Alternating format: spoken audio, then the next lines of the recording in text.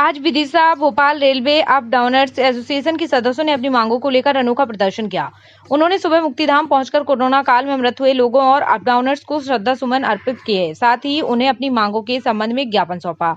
Up downers सदस्यों का कहना है कि हर सक्षम जगह मंत्री, मंत्रालय, विधायक, सांसद और अधिकारियों के यहाँ गुहार लगाई, लेकिन किसी ने हमारी मांगों पर गौर नहीं किया। ऐसे में दिवंगत आत्माओं से हमने उम्मीद लगाई है ताकि वह इन लोगों को सद्बुद्धि दें और अप डाउनर्स को होने वाली परेशानियों से निजात दिलाएं। एसोसिएशन के अध्यक्ष कमलेश सिंह ने बताया, पिछले 16 महीनों से जब से हालात सुधरने की स्थिति बन रही है तभी से एमएसटी की मांग की जा रही है। साथ ही सामान्य टिकटों के लिए भी कई बार मांग कर चुके हैं, लेकिन अब तक गौर नहीं किया गया है। एसोसिएशन के उपाध्यक्ष राजू अवस्थी ने बताया कि कई लोगों ने हमारा समर्थन और सहयोग किया, उसके लिए साधुवाद। लेकिन जिन लोगों का महत्वपूर्ण बिंदुओं पर निर्णय लेना है, जो सुनवाई नहीं कर रहे हैं, कई लोग जो अप डाउन करते थे, लॉकडाउन की वजह से रोजगार छिनने के बाद ठेला लगाने और मजदूरी करने को मजबूर हैं।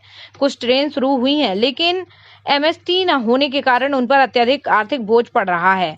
कई लोग अपनी जान भी गंवा चुके हैं। उन्होंने यह भी कहा कि 15 दिन के बाद भी अगर हमारी सुनवाई नहीं हुई तो पितृपक्ष के समय गया जी जाकर रेलवे का पिंडदान करके आएंगे। इधर मृत आत्माओं को श्रद्धांजलि देने के साथ एक लिखित ज्ञापन भी उन्हें समर्पित किया। उस पर प्रमुख मांगे लिखी हैं, जिसमें एमएसटी दोबारा शुरू करने, मेन ट्रेन को भोपाल की बजाय बीना से सुबह के समय शुरू करने, वंदे राज्य रानी एक्सप्रेस, बिलासपुर एक्सप्रेस को शुरू करने की मांग की है। अन्य एक्सप्रेस ट्रेनों में अप डाउनर्स के लिए अलग से कोच लगाने की मांग की गई है। बताया गया है कि विदिशा शहर से की 8000 से ज्यादा अप डाउन भोपाल आते ही जाते हैं। जिन भी जनप्रतिनिधियों की आत्माएं मर चुकी हैं, हमारी ओर ध्यान नहीं दे रहे हैं। भारतवर्ष में करोड़ों अप डाउनर हैं, जिसमें विदिशा में स्टेशन मास्टर के अनुसार 8500 अप डाउनर हम लोग अप डाउन करते हैं।